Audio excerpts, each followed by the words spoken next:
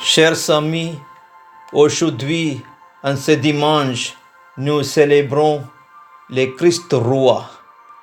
Mais quel roi est-ce donc? C'est Jésus cloué sur une croix. Un roi moqué, humilié, rejeté.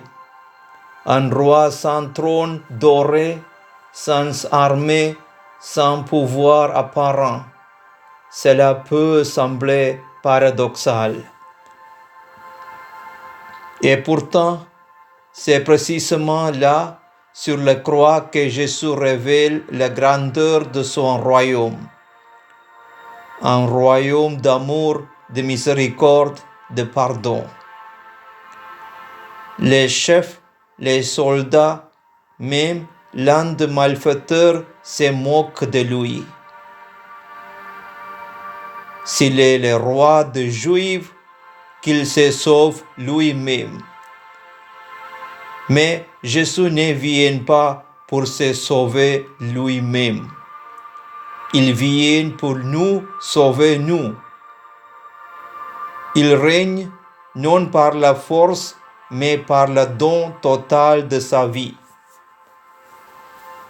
Regardons l'autre malfaiteur, celui que l'on appelle parfois le bon larron. Lui ne demande pas de miracle, il ne demande pas de descendre de la croix, il reconnaît son péché, il reconnaît l'innocence de Jésus et dans un acte de foi bouleversant, il dit « Jésus, souviens-toi de moi quand tu viendras dans ton royaume. » Et Jésus lui répond avec une promesse inouïe.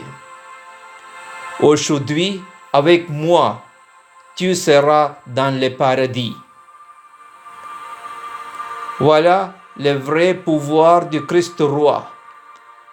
Il ouvre les portes du paradis à ceux qui se tournent vers lui avec confiance. Chers amis, en ce dimanche du Christ roi, demandons-nous quel roi voulons-nous suivre? Un roi de pouvoir ou un roi d'amour? Un roi qui domine ou un roi qui pardonne? Que Jésus, notre roi crucifié, règne dans nos cœurs et qu'un jour il nous dise aussi, aujourd'hui avec moi, tu seras dans le paradis. Gloire au Père et au Fils et au Saint-Esprit, comme il était au commencement, maintenant et toujours, pour les siècles des siècles. Amen.